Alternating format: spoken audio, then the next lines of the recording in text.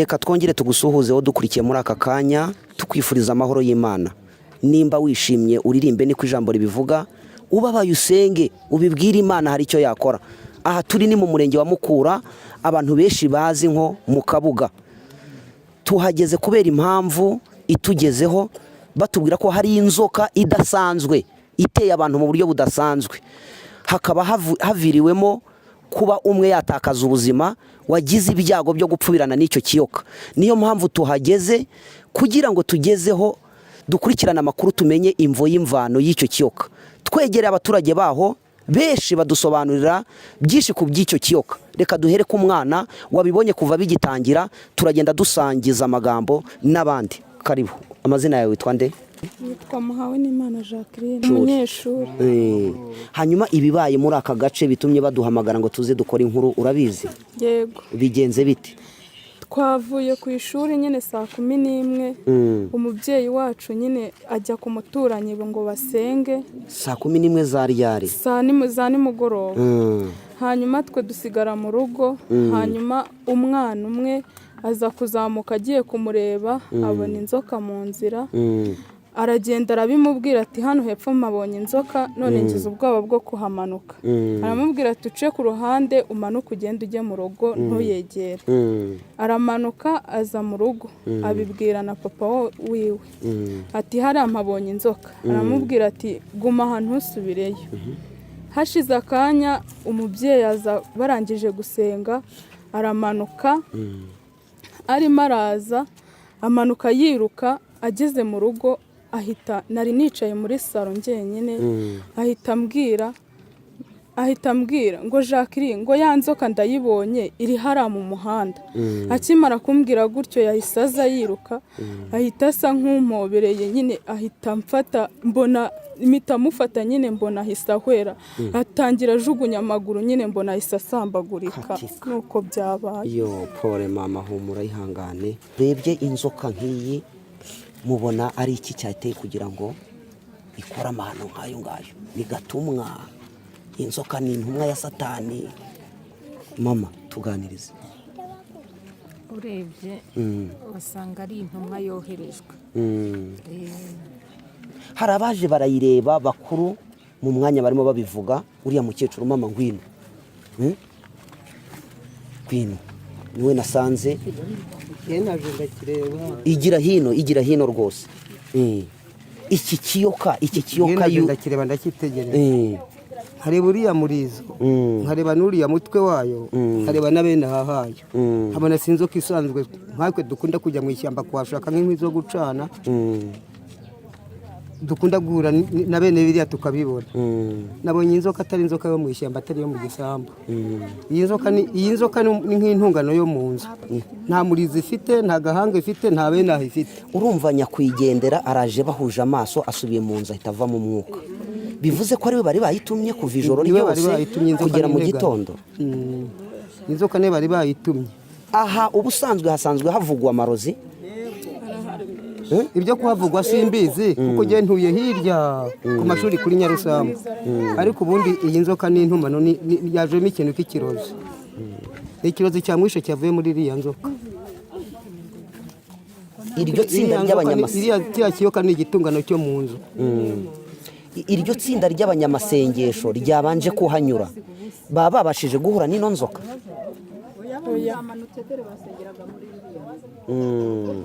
Bo bigumiyeyo, ikiyoka nacyo kiguma gitegereje. Niwe wamanutse atashye wenyine. Kuri ubu nyakwigendera mwamugejeje kwa muganga? Yahise ajyanwa kwa muganga. Bamujyana kwa muganga, imodoka yahise yamujyana.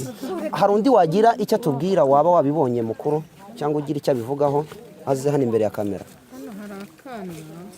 Ngwino sha. Duha ubuhamya. Byabaye uhari? Nubwo uri muto ariko ubasha kureba ugasobanukirwa, byagenze bite? Dore yamanutse, maze bundi uko Jacqueline yabivuze byabaye byo, ariko ikiyoka cyo nta muntu wigeze ugikubita. Ikiyoka cyari kiri hano, maze bundi hashize akanya haza n'abantu benshi, maze bundi ikiyoka kibona abantu mu nda y'ikiriya kiyoka, hari harimo ikintu kigenda kizamuka.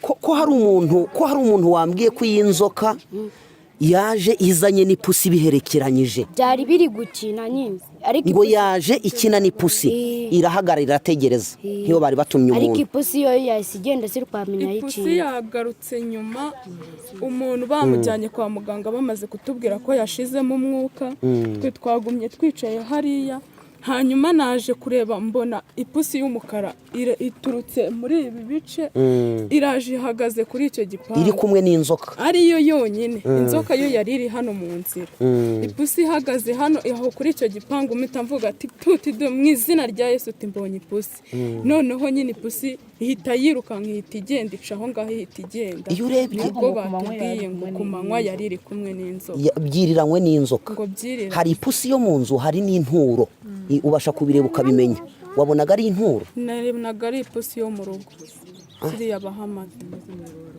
hari undi waba wabibonye mukuru umuntu mukuru wari uhari papa igira hino igira hino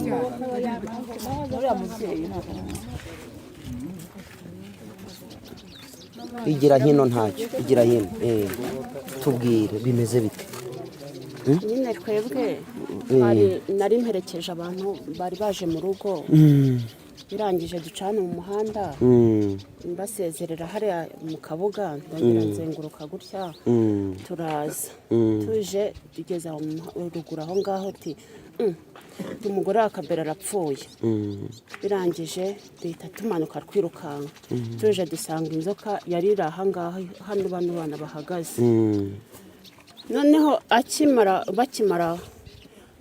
akimara kuyitambuka nyine yagiye mu nzu ahita agwa mu nzu nyine agwa mu maboko y'uno mwana barangije abanyamasengesho baraza barasenga bahita bahamagara umuntu nyine ufite imodoka baramujyanye kwa muganga bamujyanye kwa muganga bakimara kumushyira mu modoka ya nzoka yizingamo 8 katika jina la Yesu yizinzemo 8 birangije umuntu amujyanye mu modoka birangije arahamagara kuri telefone yewe wa muntu njyanye birarangiye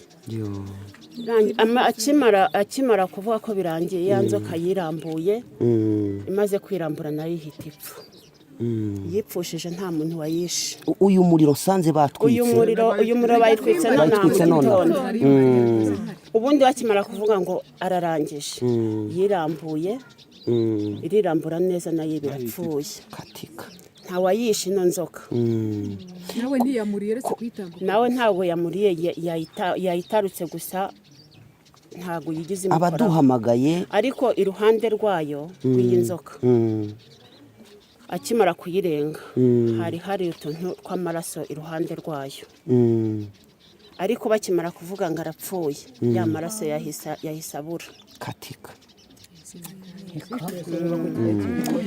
ngayo nguko abasenga musenge birakomeye hari abatubwiye ko iyi nzoka ngo hari n'abandi baryamye bari kwa muganga harimo abitwa ba Gasago nyine abantu benshi twananiwe kwiyakira n'abana yigishaga bose bahahamutse n'ubu banza ngo imodoka ziri ku mashuri ziri gutwara abanyeshuri bahahamutse natwe twese twananiwe kwiyakira kuko uru ni urupfu rutunguranye kandi urabona ibingibi ni umudugudu w'akabuga urabona ko twajwemo ubu ibi byose rero n'abandi twese ni uko tugiye kujya dupfa reka dushimire abaturage baha bahise bafata iya mbere mu kugeza umurwayi kwa muganga uje gutanga amakuru ni uwuhe murakoze kuduha amakuru ari he ngwino papa ngwino rwose n'umugabo wanjye twari turi kumwe twese igira hino ntacyo turagushuhuje kandi tunabihanganisha murakoze yewe nitwa Wihanganye Faustin uyu mama witabye Imana ni uwa murumuna wanjye wo kwa data wacu kubyakira byatunaniye ariko tugomba kuba muri ubwo buzima tuzi ko turi ku isi tuzanayivaho ubwe ku giti cye yavuye ku kazi nk'uko abandi bava ku kazi. Uvuye ku kazi uratashye. iyo ari umurezi Muri uko babitubwiye. ajya kuganira na bagenzi be bajya gusenga. Avuye gusenga, urabona uvuye gusenga nyine uratashye iwawe.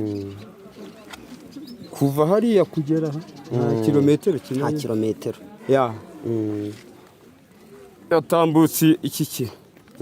Ariko ubwe yageze mu muryango aravuga ati Jacqueline ni umwana yareze. Icyo tumukundira tutazamwibagirirwaho, yareraga nubwo yareraga abacu ba rusange, ariko abana bose b'imfubyi yabitagaho. Abana bose badafite kivugira yabitagaho. Yabwiye ngo Jacques ngo ya nzoka nanjye ndayibonye. Ni ibyo ryonyine yasozerejeho. Jacques ngo ahita amufata. Jacques ngo yamubwiye ngo se yazanye mu mirindi nyine mu nda ngo ko ugiye kudusenyeraho inzu. Noneho ahita avuga ati Jacques ya nzoka nanjye ndayibonye. Ahita amugwa mu maboko gutyo. Nta rindi jambo yarengeje. Ubu rero twebwe mudufashe kwiyakira, mukomeze mwihangane. twabuze icyo twarenza. Gusa turi mu isi tuzi ko tuzayivamo. Ahubwo nagira inama abantu bagenzi banjye, tube mu isi tuzi ko tuzayivamo. Yego, tube mu isi tuzi ko tuzayivamo. Isi si yacu. Iriya mwita ngo amarozi n'ibice byose sinamenye uko njye nabivuga, ariko Uwiteka amwakire mu bantu. ngayo nguko, reka twifurize nyakwigendera kuruhukira mu mahoro, ariko tunabwira abantu nimba ukora ibibi umenye ko nawe uziturwa ibibi. Inkota wicisha abandi nawe niyo uzicishwa. Turabashimiye ku makuru muduhaye kandi tunabihanganisha.